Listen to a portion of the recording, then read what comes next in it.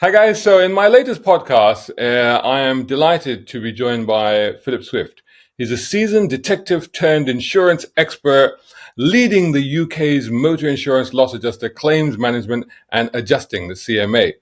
A former police detective, Philip has over 40 years of investigation experience, starting as a Metropolitan Police constable on the gritty streets of South London in 1979, and working in the high stakes world of international narcotics enforcement. Yep, this guy was the real deal Miami Vice, but he didn't drive a white Testarossa. And we're going to be sticking to cars, not drugs, on this episode, especially as he now specializes in car theft and road traffic collisions, claims, and fraud. So this is going to be a fascinating discussion. So first of all, welcome, Philip. How are you doing?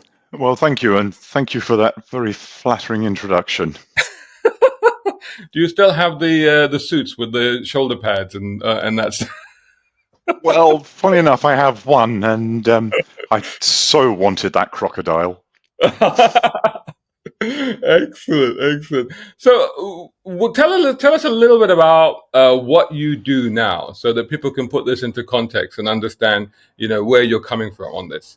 Yes, day to day, my role is to assist claims handlers with undertaking inquiries in relation to vehicle thefts. We try to come at it from the basis that we're sorting the wheat from the chaff. Those who make appropriate claims should get appropriate payment, and they should get it promptly. And that's our aim, to speed the process up and to make sure those that are caused distress, inconvenience, financial hardship because somebody's nicked their motor is duly compensated, can put it behind them and move on with their life. And in terms of your experience when it comes to not so much accident collision, we can talk about later, but in particular car thefts and stolen cars, was that something that you specialized in when you were in the forces? Well, amusingly, in the southeast of London, yes. But by accident, you simply fell over it. Whether it was cloned individual cars or people rushing in to say somebody's stealing my vehicle. And it was very interesting to see, just how much of this was occurring, albeit more casually than today. Vehicles were much easier to steal. Yeah, indeed. Yeah. In fact, just to sort of put a sort of historical context onto this, I mean, just anecdotally, and you can confirm whether or not my perceptions are correct or not. But I feel that in the 80s, car theft was a big issue. And not just car theft, not just stealing cars, but breaking into cars, stealing your car stereo, that sort of stuff. It was fundamentally rife. I mean, I remember back in the day having to remove my stereo every single time I left the car. I mean, that was something that we all used to do at the time. Then I felt that in the following decades, it had kind of tailed off a little bit and the cars had got safer and it wasn't such a big problem. However, I think that now it's sort of become a big issue again, and it's car theft, it's carjacking, but it's also things like, okay, maybe not the stereo anymore, but like stealing catalytic converters and stuff like that.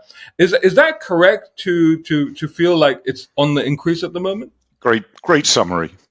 1979, when I was involved as a Southeast London policeman, I could expect once a week to be chasing a stolen car. There were so many of them just being taken casually. There was also a great recovery rate, which obviously as a police officer made my job a lot simpler and made a lot more people happy. By the 90s, we were seeing possibly, I think the heyday was sort of 400,000 vehicles a year. And Wow. then toward the end of the 90s, and then come 2000, we saw immobilizers coming in. And the manufacturers who don't, even to this day, get enough praise, designed out joyriding. The simple overcoming of a physical lock on the door or the ignition was no longer sufficient to drive the car. And I do feel that the likes of Jaguar Land Rover, BMW, Lexus, Ford, they're being overlooked. They were the real good guys back then, um, and car crime So if I can plummeted. put this into a context that maybe people would kind of understand in a pop culture context, if you like, when in the movies they used to show like you break into a car and you find two pieces of wire and you put them together. Like I suppose in the 70s and 80s maybe that was a thing, but soon after that was impossible, right? Yeah, you're gone in 60 seconds, Touch. I mean, Yeah, it was that easy. You would yeah. manhandle, you would overcome the ignition lock. Getting into a vehicle was straightforward. If you couldn't manage to work out the door lock, then you'd use a favorite key, which was the brick, and put it through the window. We had the most simple of devices, bent windscreen washer blades, simply bending it through 90 degrees, Yeah. pushing it into the door lock, and physically overcoming it. Then, as you say, messing about with the wires. But now we have engine management units, we have transponder keys. You can do what you want to the wires. However, unless the engine management unit receives the code from the key, it's not going to start. So this is the thing. I mean, you mentioned briefly that Gone in 60 Seconds, and I remember one of the sequence, and I'm talking about the remake, not the original, the Nicolas Cage version. And I remember at one point they're trying to steal a Mercedes, and the guys go, "Well, there's no way we can steal it unless we get the key." And so they have to then break into a dealership to get the a clone keys, I think, or whatever it was, to then try Yes. and get the car. So at that point, it was the case that cars were unstealable because of, like you say, the transponder units and what have you. But what happened now? How comes people are able to steal them now? I think by about 10 years ago, 2013, 2014, the vehicle crime numbers had dropped considerably. But just before that, we were starting to see claims that electronic bypass was being used to overcome vehicle security, that people were mimicking keys, duplicating keys, misleading the engine management unit into thinking that there was a key there. So this sort of more sophisticated approach was starting to occur. Don't get me wrong. I mean, there's a lot of press about this, particularly of late. I think there's a lot of hype, and if you try to get any statistics on it, disappointingly, you will struggle.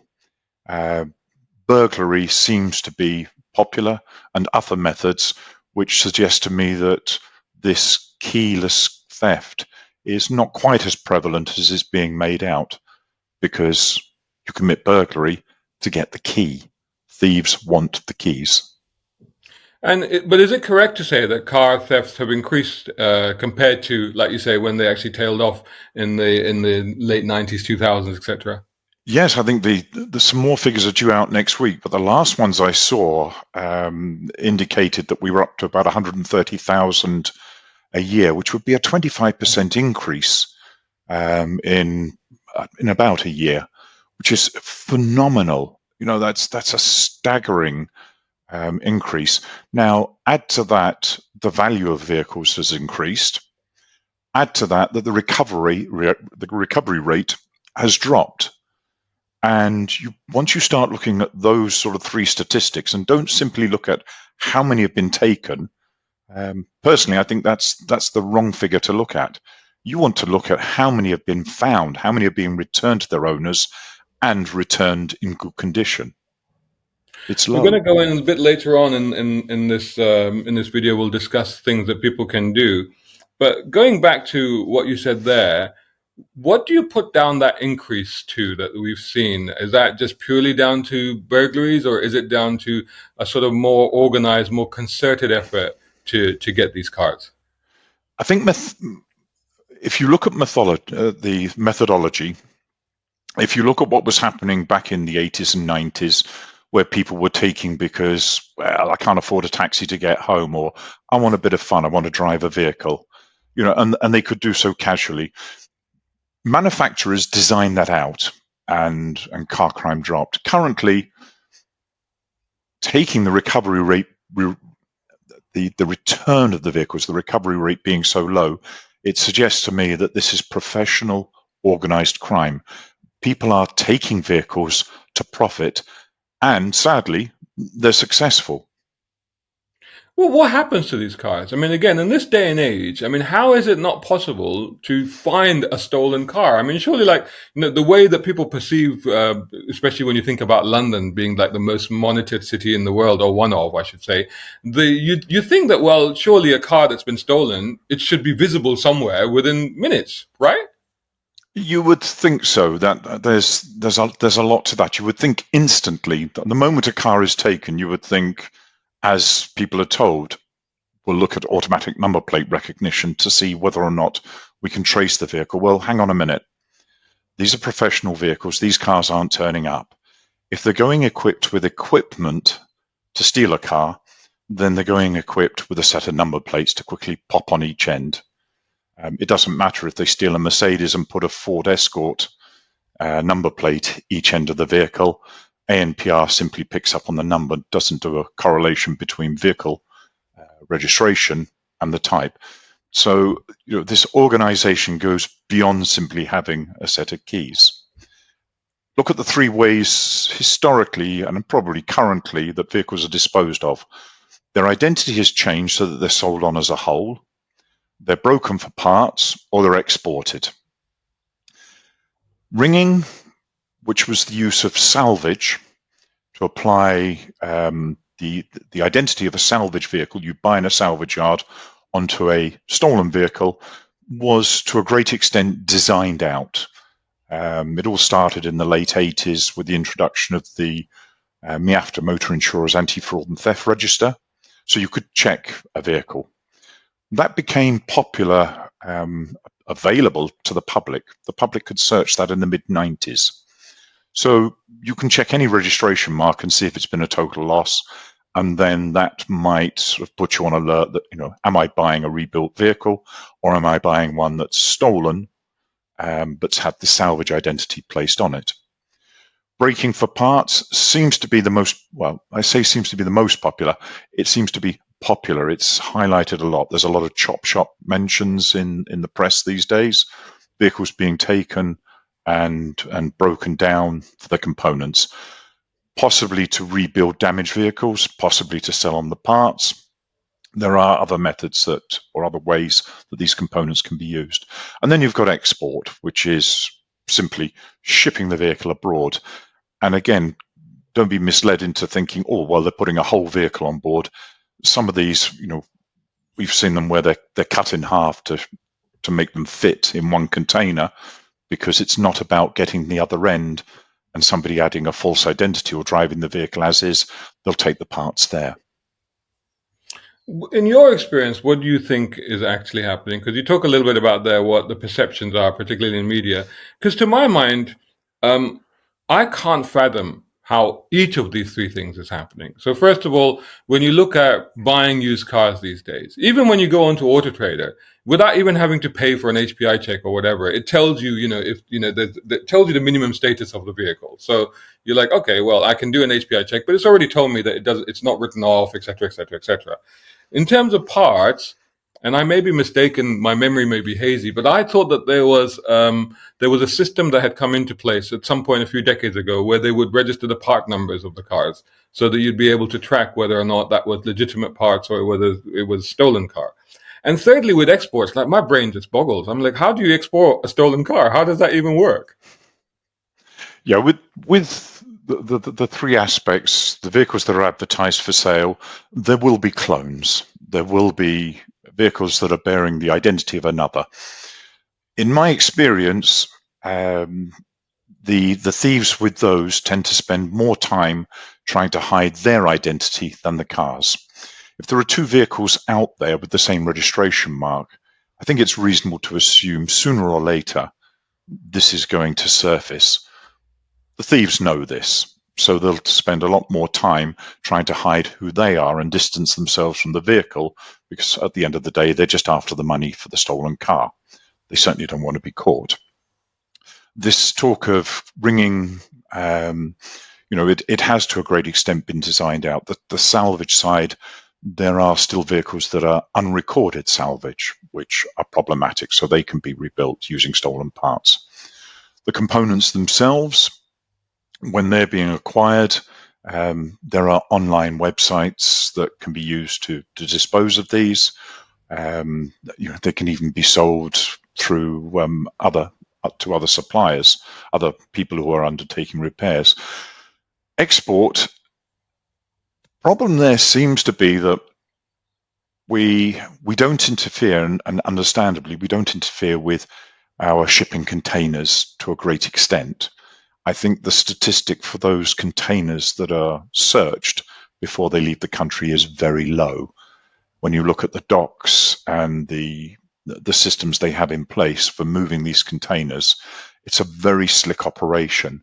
Stopping a container to examine it can really throw a spanner in the works. That there's a balance to be had here. It's also a resource issue. Who's going to look at all of these? I think the police have more than enough to do at the moment without Yeah, that's looking at all interesting. I these mean, various actually, that's aspects. the point that I wanted to come on to next. Before we do that, actually, I do recall, I think it was maybe 2 or 3 years ago, there was a bunch of cars, like the 2 or 3 cars in succession. I think, if I remember correctly, it was in Pakistan that they were recovered, and apparently they had been stolen here, and they ended up in Pakistan. And they were high value cars like Range Rovers and Land Yeah. Cruisers and stuff like that. Yeah, and repatriation is another problem. I think the crooks understand that once it's out of the country, getting it back can be a nightmare. I'm dealing with one at the moment that's in Europe. It's been a year trying to get this car back. Thieves haven't benefited from it in so much as they were stopped in possession of it a year ago, but it's just a headache trying to go through the hoops that the foreign courts expect. But what happens in that case? If the car is recovered, is it going back to the owner, or it's belonging to the insurance company at that point, right? Because assume it's been already been paid out for.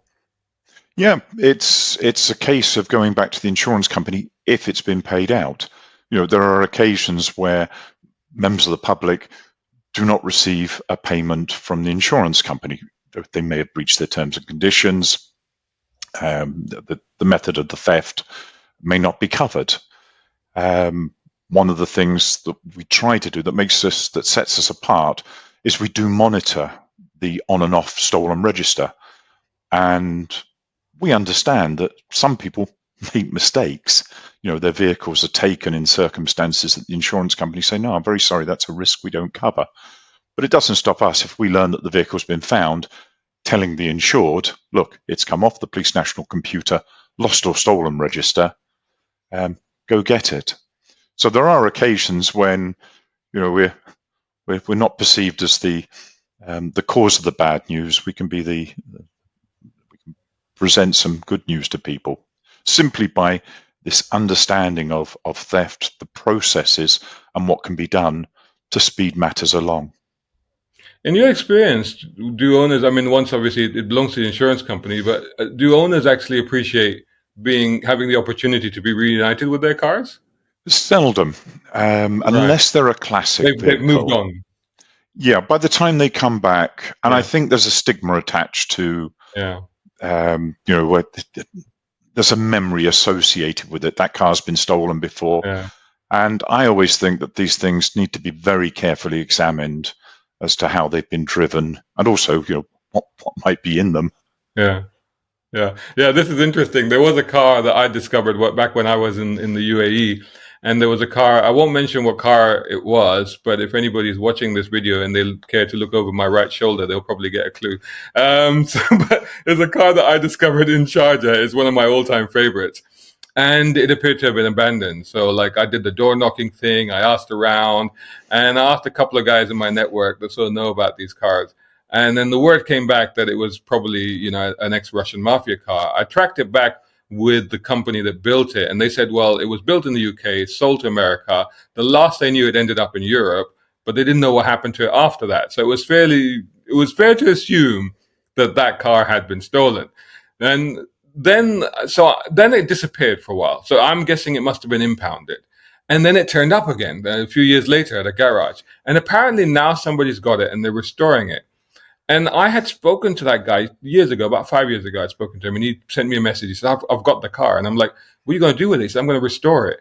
I'm like, you're probably going to spend 50, 60 grand on that car. You may be able to register it in the UAE, but as far as I understand, he'd never be able to take it out of the country, right? Well, that would depend on their laws, but bringing it back here, there's various hoops to go through. It seems to be a possibility. Whether or not you want to risk investing that much and then subsequently somebody turn around and say, I'm claiming title to that vehicle and you've got a dispute. No, I'm not so sure I'd risk it. Yeah, that's what I thought. All right, well, I'm glad you confirmed my own views on that one. Let's go back to what you touched on earlier, which was the recovery and the sort of police activity around that. As you said earlier in your career when you were here in London, you did see a fairly good recovery rate. But at the moment, and again, just going back to sort of anecdotal experiences that I've seen, a few years ago, I would say probably 10, 15 years ago, at least 15 years ago, definitely. I had a car. It was parked out on the street, and I got a knock on the door one day, and it was a couple of police officers, and they were like, "Is this your car?" I'm like, "Yeah. What's happened?" And they're like, "Well, it's fine. The car's still there, but the number plates have been stolen." I'm like, "Oh, okay." And then they were very helpful. They told me exactly what I needed to do, how I needed to do it, etc., etc. And they were just, "We're just here to advise you and tell you this has happened, and we'll take a report, and etc., etc." So I thought that was great. I think it was 2 weeks later, I even got a follow up call. And they were like, "Are you okay? You've been a victim of a crime. Do you need help?" I was like, "Wow, this is fantastic. This is such a good service," right? So that was maybe 15 plus years ago. Fast forward to a couple of years ago here where I live, and there was a car that was in our car park for quite a while. And obviously, all the neighbors are all on the WhatsApp group. We're like, "Whose car is that? Whose car is that?" And then somebody figured out it's a stolen car. So we told the police it's a stolen car. And the police really just didn't care. It just sat there. And eventually, somehow the owner was tracked, I think, through one of the local apps or whatever. And then the owner just came and picked up the car. And it felt like the level of apathy that now exists towards car theft was very, shall I say, disheartening as a car person. Do you feel that that is the case, or is that just a perception on our part? No, I think you're right. I have, I was an officer with a small O, police officer, as opposed to a senior officer. And I think you'll find that the bulk of officers with the small O who are at the sharp end want to do everything they can to prevent and detect crime. I have no doubt of that. The guys that I speak to weekly, they're there for the victims. They get very frustrated.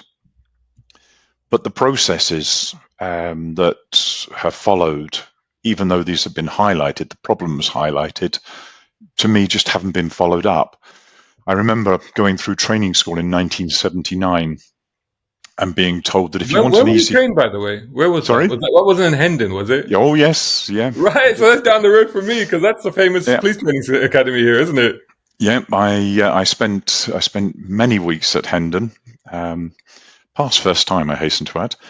But yeah, I remember my training school instructor saying that, if you want an easy life in the police force, avoid prisoners, property, and ladies who carry out the oldest profession in the world.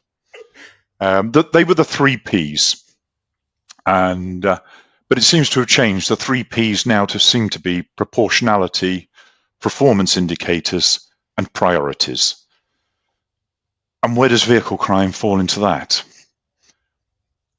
Let's go back 5 years, 2019. In January 2019, certainly it was being raised in the West Midlands that vehicle crime was a problem. It had increased substantially. It was identified, recognized as an issue.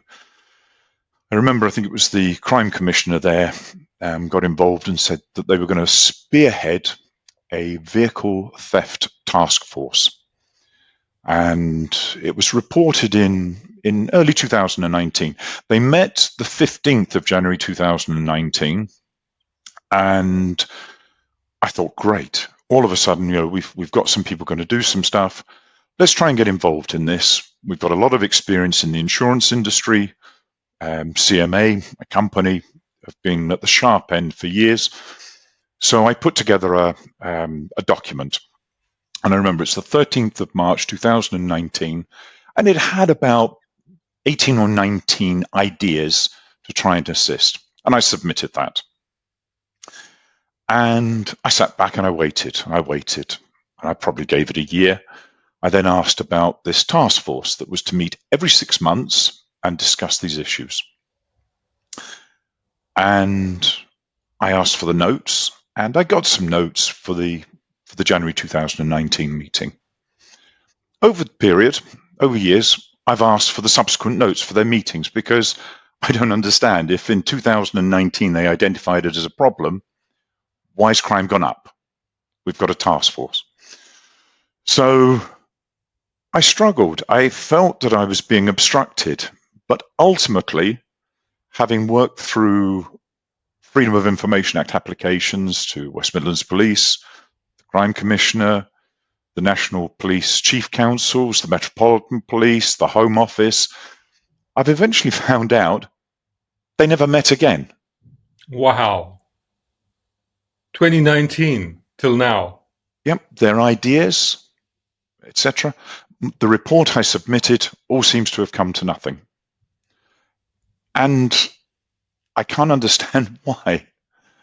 This is an identified problem with victims out there, and they came up with, there were some interesting ideas. I mean, one of them, which we've already touched upon, was to identify the methodologies, because unless you know how people are stealing vehicles, how are you going to prevent it? Nobody has recorded to this day, even though they identified this. I've been to 2 or 3 constabularies and said, look, I need to know your statistics. You're telling me that this is vehicle security bypass, compromise, but I'd like the figures. How many are burglary? How many are robbery, carjacking? How many are security bypass? And they come back and they say, sorry, Section 12 of the Freedom of Information Act says you exceed the costs to produce this information. It's too expensive because it's not readily retrievable. In other words, they're not holding the data, even though they identified this as being necessary. It's very frustrating. I mean, without that, how can you even move forward? Because, like you say, I mean, until you know the symptoms of the disease, you can't come up with a cure for it.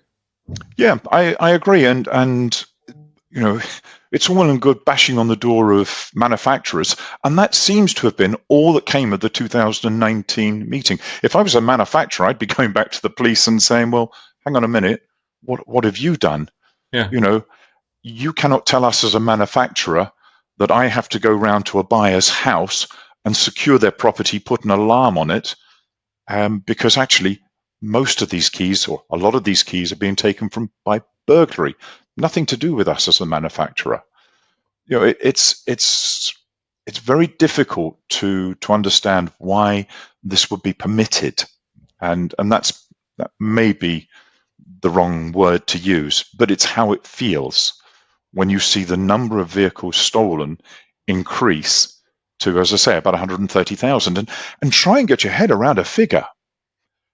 You know, when I speak about figures, hand on heart, I wouldn't want to stand up and say to anybody, this is how many vehicles were stolen last year. I've gone to the DVLA, I've asked them, so I've got a fairly good idea. But I saw that West Midlands wrote to the Home Office saying, oh, there were 50,000 vehicles stolen last year.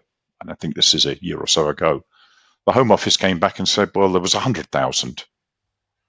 I've been to Kent.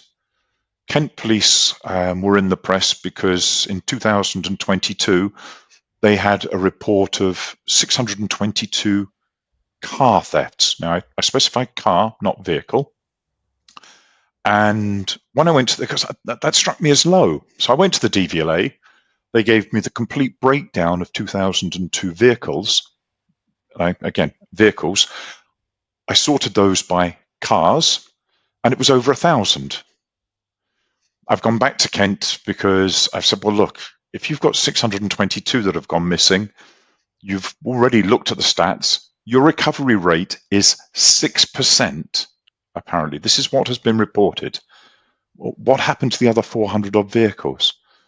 They've just refused to give me the information.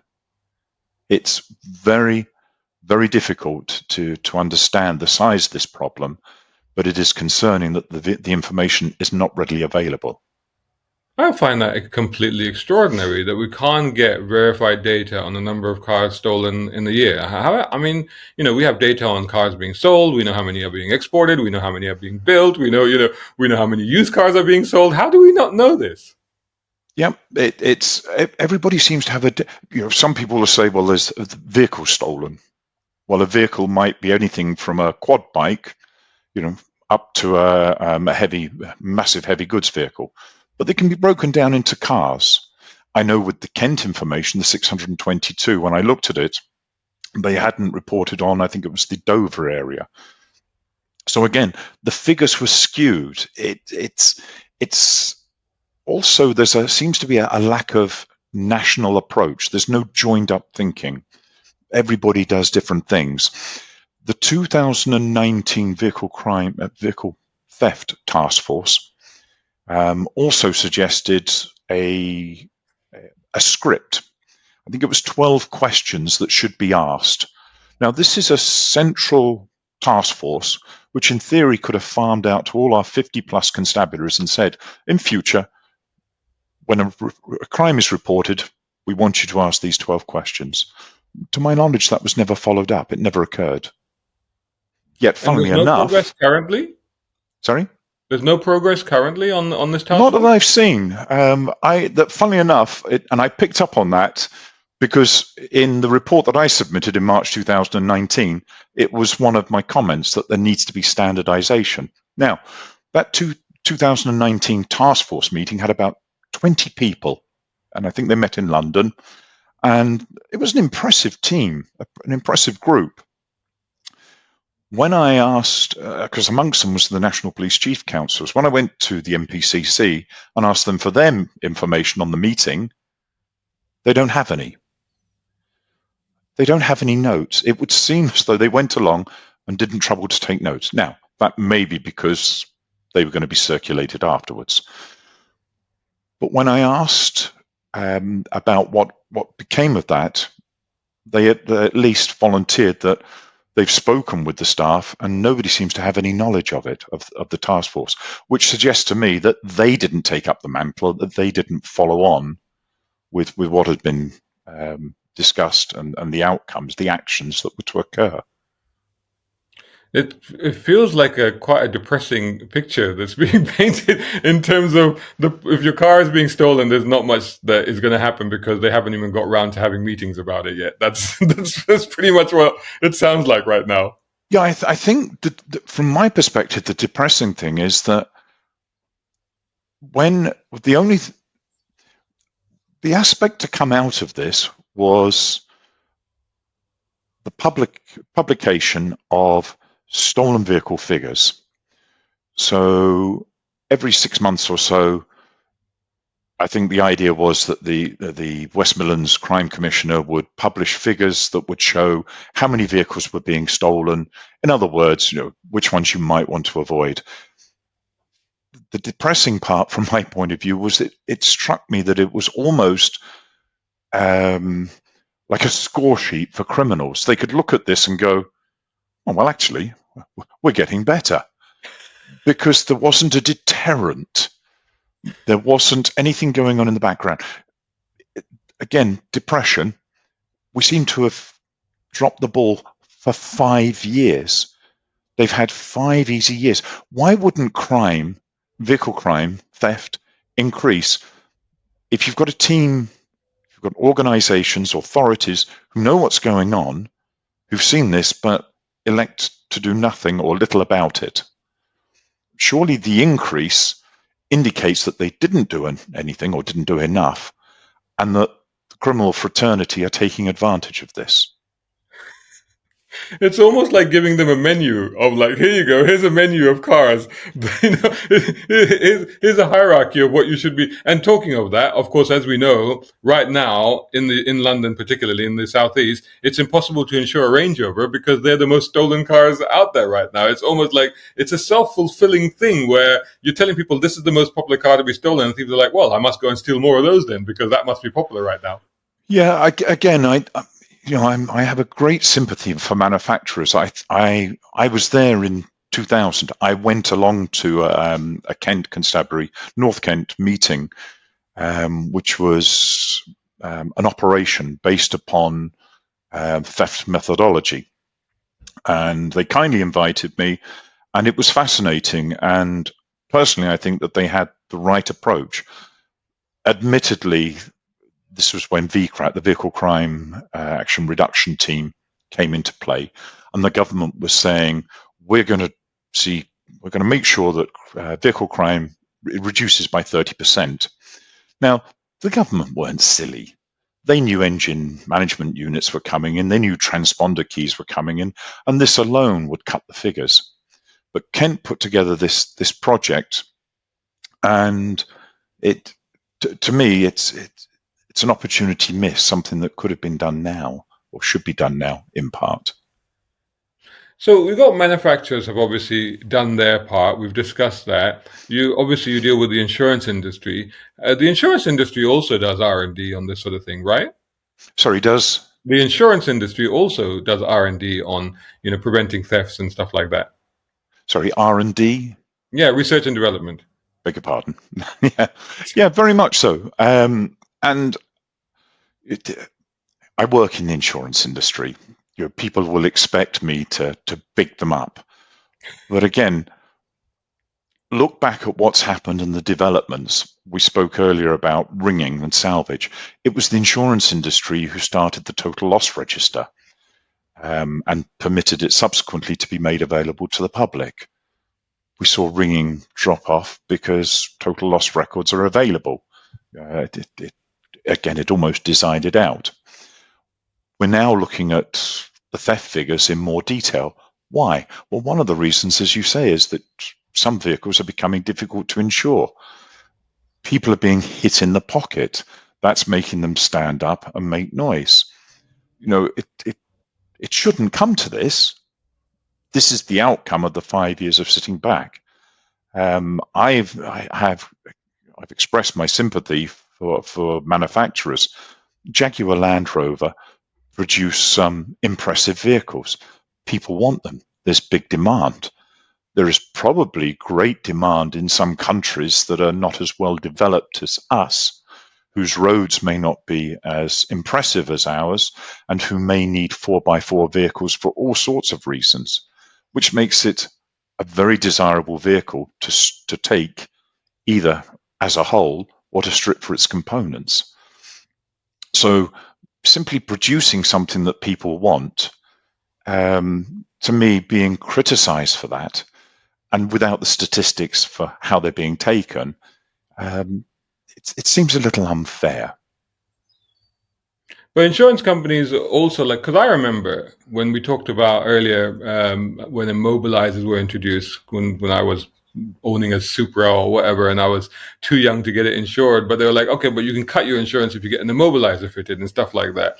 And this was back in the day when you had an immobilizer and then you had to have a little chip at the end of your keychain on a long chain so that you could put the key in one side and put the chip into the hidden plug on the other side to disable the immobilizer to get it started.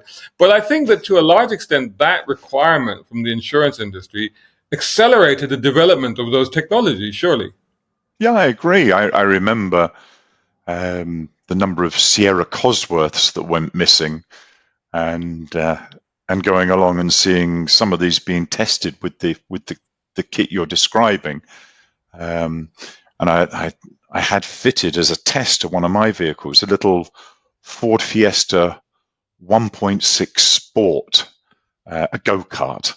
And I remember I had to touch 2 points under the dash to create a circuit. But it worked. It was simple, but it worked. But we did it because cars were being nicked. You know, it was a necessity. You want to wake up in the morning and find your car there. Of course you do. So let's move on to what people can do, and let's just to put it into context. I mean, when we talk about car theft, I mean, I mean, we don't want to be frivolous when we talk about car theft, because for a lot of people it's a very, very serious thing. We're talking anything from somebody like me, like with a classic car. I mean, it's my pride and joy. I do not want to lose it. To a family, to a mother that maybe is picking a kid up from school and returns to find that her car is missing, and then what should she do then? So it's a very serious thing for a lot of people. And for some people, it's a big investment as well. So, moving ahead to what would be your recommendations for people in terms of keeping their car safe, either keeping the car safe as a whole, but also the issues regarding things like, catalytic converter thefts and whatnot. Yeah, with vehicle theft, the main claims we are seeing at the moment are key burglary, people taking keys. So there you go. Keep the keys safe. Do something with them. Do something a little unusual. Have a particular place in the house that you keep them in a particular vessel that is not obvious. People say, well, put them away from the door so that they can't be interfered with. Yeah, maybe. You might find a biscuit tin you want to put in the cupboard. It's not only about keeping your vehicle keys safe, but if you're anything like me, you can get very frustrated where you forget where you put them the night before. So I do just that. I have a particular place now. It is a tin that I keep safe. They always go there, and I know where they're going to be. And the family does, but nobody else will. But keys are so important. Keep them on your person. Be mindful of them if you're putting them in a jacket, zip up pocket. Don't leave your jacket hang over the back of a chair. People will be looking for these. Don't leave the keys in the vehicle if it's unattended. You hear a lot said about de-icing these days, leaving your engine running, let the car warm up to de-ice the car. I saw a report somewhere in the West Country that one day, I think it was this year, 4 cars had been taken using this method alone. It's about safeguarding. You are taking a risk if you leave your car running and you're not within the vicinity of it. Go one further. Don't simply stay in the vicinity of it. Get in the car. There is only so much you can do to protect the vehicle, but do you really want an argument with an insurance company later when they say, well, I'm very sorry, but you went inside to make a cup of tea, you left it running? No. If that car's running, you're sat in the driver's seat. There will always be instances, there can be instances where people will become violent, intimate threats of violence, and nothing you're going to do is going to prevent that. There are circumstances where thefts occur. Of course, there are. There are people who will break into your house and they will find the keys, but don't make it easy for them. Whenever you leave your vehicle with someone, anyone, think in Before you terms go of the on, keys. if I can Sorry. just ask, just about the starting your car thing. What about remote starting? Because I know a lot of American cars come with a remote starter. Is that okay, or is that also dangerous? I haven't encountered one that has been stolen. Personally, it would make me uncomfortable. I wouldn't do it. It's simply, if the vehicle started and can be driven, the positive would be if it stops, if the thief stops, then he can't get it started again. But really, again, risk. Think risk. Is it a risk worth taking? For me, no. But I'm in the Understood. industry. So, Also, with the keys, there's often a lot of discussion regarding the transponder type thefts that they talk about. Is that a real? Because a lot of people say buy these pouches. I think what they call Faraday pouches, aren't they? Faraday. They go buy the pouches and do this and put in lead lines. Is that a thing? I hear it. I read about it. People talk about this relay method of stealing vehicles, and it appears that it occurs. It's not an aspect of vehicle theft I get involved in because I come in after the event. I can only sort of listen to, or be advised by the police or speak to the public. Again, why not? Why not do it? But at the same time, go back to what I've mentioned about putting them somewhere safe. If they're far enough away from the door, if you've got them in a tin or some sort of container, you would expect them to be safe. And you touched there upon, aspects of if you're in the car and if somebody's determined to take it. I mean, essentially, we're talking about carjacking at this point. There's no point resisting that, right? No, it's at the end of the day, it's an asset. It's an item of property. I draw the parallel to those people who are now, stealing watches, small items, high value that they want to take and palm off on somebody else. Is it really worth resisting confrontation? Now, different if you're me, 6'4", ex-rugby player with a face that people get tired of hitting. I might, if a young girl tried to take a young person, necessarily be a girl, tried to take my vehicle, I may try to resist. But no, it's not, and I make light of it, but why? Why would you, I'm dealing with one at the moment where the poor chap was simply threatened verbally when he got out of the car. And put myself in my family's position, I'd expect them to do the same. It's interesting you talked about that one because there's also been incidents like that, haven't they, where somebody fakes an accident or whatever, and it's just an excuse to get you out of the car so that somebody else then takes the car. I mean, is there anything that people can do to be wary of that or to protect themselves from that sort of scenario? You're in a difficult position if somebody's set up an accident because there's likely damage to the vehicle.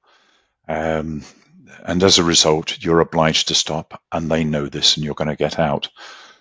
Coming back to what we were speaking about earlier, why would they do this? And the answer is keys.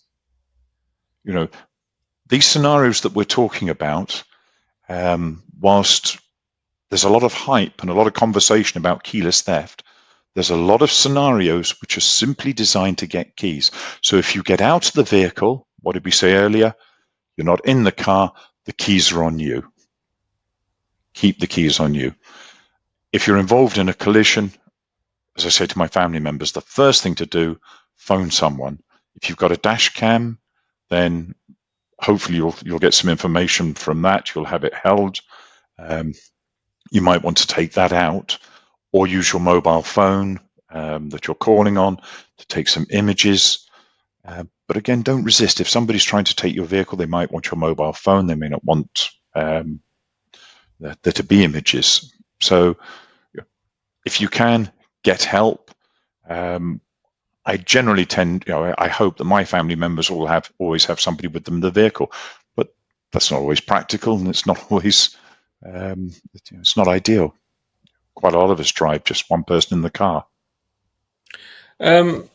There's also, like I said, the incidence of catalytic converters, and there's been quite alarming footage. In fact, even from the northwest London where I live, where some of the thieves will blatantly come to somebody's drive, their front drive, and because a lot of these doors now have doorbell cameras, what have you, and so they have recordings of them literally threatening the residents, even if the residents become aware that there's somebody on their drive trying to, either take their car or take the catalytic converter from the car. They're so blatant about it that they've just threatened them not to come out.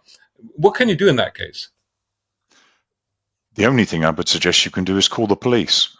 There really is very little. With catalytic converters, I think the statistic at the moment is something like the increase is phenomenal. It's something like a 450% increase year on year. They can be taken in a couple of minutes. They don't have to. Some of the people I've discussed with have said, "Well, I always thought they'd be sat underneath for a while unbolting things." No, on occasions they'll simply, saw through the metal. They're not worried about the noise that'll make. They'll cut through it because they're not after necessarily the component for resale. They're after the actual metal in there, the value that it has. Yeah, exactly. So no, you can do so much to try and prevent. You can get markings for them. But is any criminal really going to be too worried about those? You can get additional security for them, something to consider. But again, people sort of balance the cost of this with the likelihood, the risk we come back to. Where you park the vehicle, be well lit, maybe try and park so that you're in a position that getting underneath will not be that easy or can be easily monitored. The Ring doorbells or similar, yep, install those. There's a chance there'll be an identity, if not of the suspects, of the vehicle that they're using. But a crime in progress is a 999 call, nothing less. And unfortunately, as you say, when you're confronted, the other thing they'll probably do is turn around and say, and don't call the police. You know, I have friends, one was an ex-policeman who one night woke up and found that his caravan was being stolen off his drive. And they simply looked at him in the face and said, give us 10 minutes before you call the police. And then they smashed one of the windows on the caravan to say, if you call before, we'll come back and do the rest. You know, Wow. Oh my goodness. these It's, people, these are criminals. You know, they don't want to be caught. They don't have the morals that we do, and really just don't. It's not worth the confrontation. yeah, safety is important. Yeah, Somebody messaged me yesterday, and literally this is yesterday, and they asked me this question. And honestly, like I didn't know about this. They said, "Is there such a thing, hacking the CAN bus? Apparently, you can get in through the headlights of a vehicle and start it that way. Is that? Are you aware of something like that?" we. There are various methodologies. There's been video of people spending time under the wheel arches. There was certainly a vehicle type that some years ago they were talking about removing the headlamp, and that would give you access to the wiring, which would in particular um, enable you to cut the alarm. You know, all of these, it's not an aspect of theft that I get involved in. I generally see the result as opposed to the cause. But we try and stay abreast because on occasions, you know, this can have a bearing on what we ask people and how we investigate, and in turn how we report to insurers. But yes, I have no doubt.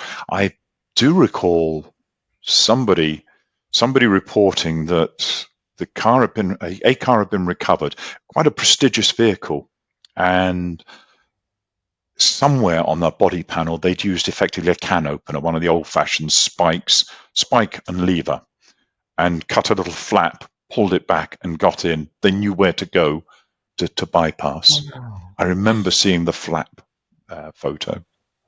Oh So yeah, wow. I mean, these guys, you know, they're taking a vehicle, and a lot of them go to chop shops. They're stripping them down.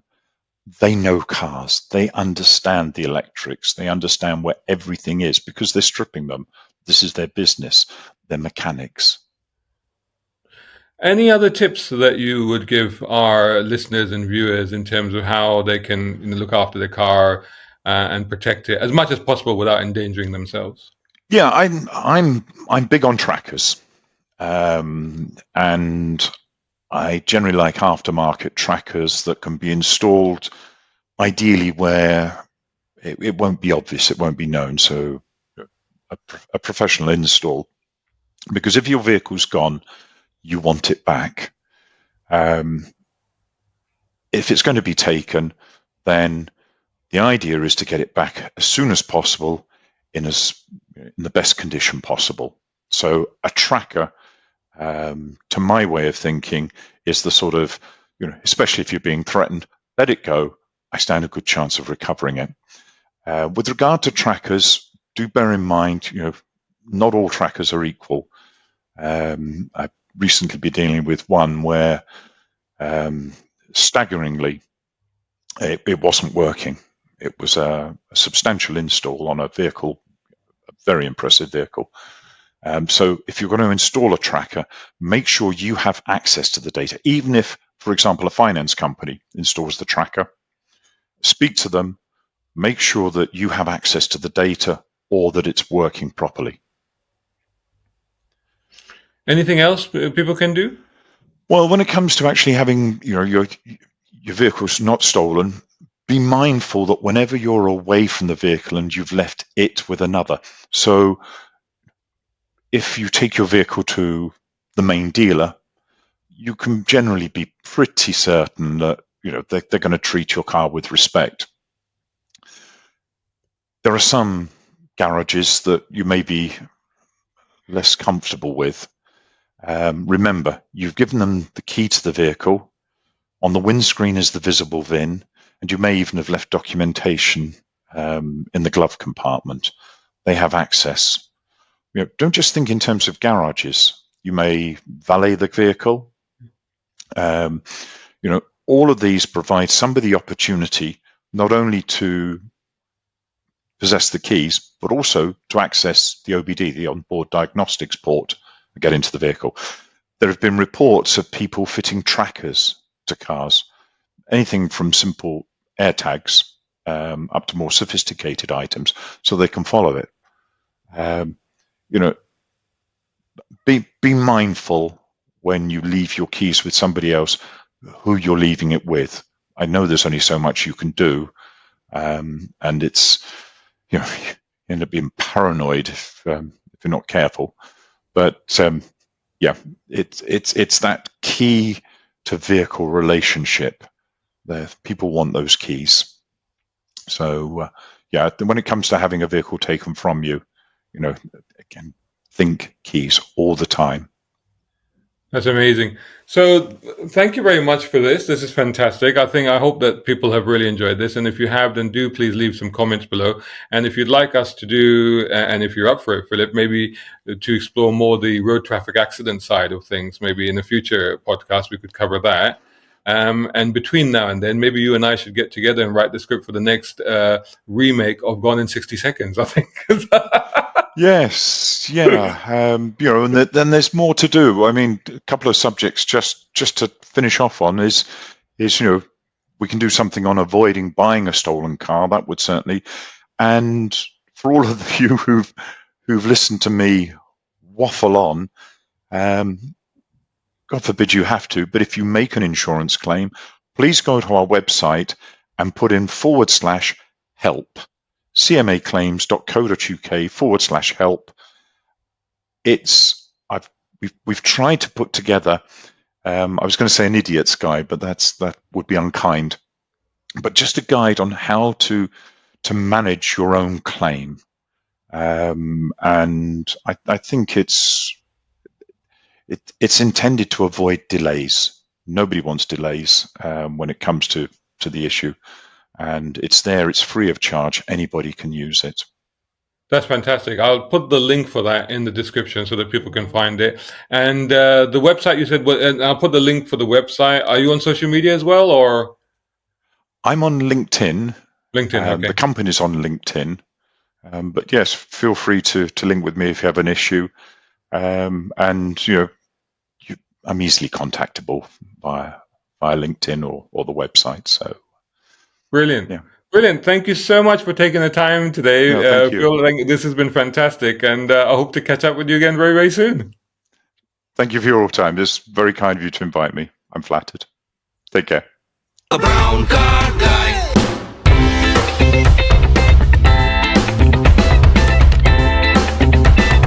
Brown car guy. Hope you enjoyed that video. If you did, please hit the like button and share this video as well if you can. And while you're at it, check out these guys who also sponsor my content. I am deeply grateful to them because it helps me to buy new equipment, put fuel in the cars, and yes, buy a cup of coffee. You can do the same. Just go here or right here on YouTube. Just hit these three little dots down here and click on thanks. Make sure you're signed in first. My content is free, but this is how you can help me keep it that way. I may even send you a gift. Oh, by the way, watch this next.